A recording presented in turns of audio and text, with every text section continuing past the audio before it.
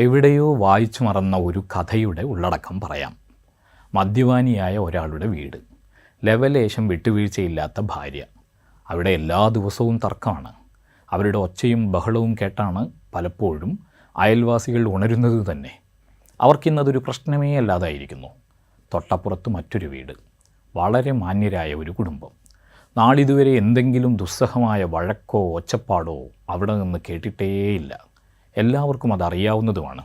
ഒരു ദിവസം ആദ്യ വീട്ടിലെ ദമ്പതികൾ വഴക്കു കൂടുന്നതിനിടയിൽ ഭാര്യ പറഞ്ഞു, "ദേ മനുഷ്യ, അവരെ നോക്കി പഠിക്ക്. ഇന്നുവരെ അവരുടെ ശബ്ദം പുറത്തു കേട്ടിട്ടുണ്ടോ?"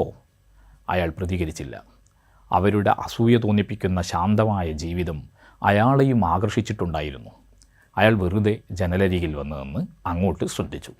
മുറ്റത്ത് ഭർത്താവ് ചെടികൾ നനയ്ക്കുകയാണ്. അടുക്കളയിൽ ഭാര്യ തിരക്കിട്ട പാചകത്തിലും. പെട്ടെന്ന് അകത്തു നിന്ന് ഫോൺ റിങ് ചെയ്തു. അദ്ദേഹം പെട്ടെന്ന് ടാപ്പ് പൂട്ടി അകത്തേക്ക് ഓടി. വരാന്തയിൽ വഴിയോട് ചേർന്ന് കിടന്ന ടീപ്പോയിൽ കാല് തട്ടി അതിലുണ്ടായിരുന്ന ഗ്ലാസ് താഴെ വീണുടഞ്ഞു. അയാൾ ഉടനെ അത് പെറുക്കിയെടുക്കാൻ തുടങ്ങി. ശബ്ദം കേട്ട് ഭാര്യ ഓടി വന്നു. അവരും അത് പെറുക്കിയെടുക്കാൻ സഹായിച്ചു. "ഞാൻ ശ്രദ്ധിക്കാതെ ഓടിയതാണ്." "സാരമില്ല, കുറ്റം എൻ്റേതാണ്. ഞാനത് നേരത്തെ അവിടെ നിന്ന് എടുത്തു വെക്കേണ്ടതായിരുന്നു." അവരൊരുമിച്ച് അതെടുത്തു കളഞ്ഞ് അവിടെ വൃത്തിയാക്കി. ആ കാഴ്ച കണ്ട് അയാൾ തൻ്റെ ഭാര്യയോട് പറഞ്ഞു, "എടി, അപ്പുറത്തെ വീട്ടിൽ ഓരോരുത്തരും അവനവൻ്റെ കുറ്റമാണ് ശ്രദ്ധിക്കുന്നത്.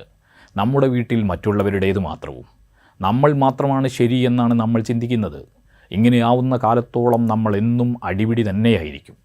ഷെയ്ഖ് മഹ്മൂദുൽ ഖാഹിരിയുടെ റസ്സാനത്ത് എന്ന പ്രസിദ്ധമായ ആധ്യാത്മിക കാവ്യത്തിൽ ഇങ്ങനെ ഒരു വരി കാണാം: "വ്രണങ്ങളിൽ ചെന്നിരിക്കും നീച്ചയെപ്പോലാകാതിരിക്കനേ, നല്ലതു വിട്ടതു ചീഞ്ചലം മാത്രം ഊറ്റിയൂറ്റി കുടിക്കുന്നുവല്ലോ സദാ. അന്യരെ വിട്ട വനവൻ ആത്മശോധന ചെയ്താൽ മർത്യരിൽ ആരുണ്ട് കുറവേതുമില്ലാത്തോരായി." നാം ഓരോരുത്തരും സ്വന്തത്തെ നന്നാക്കിയാൽ തന്നെ ലോകവും നന്നാകും.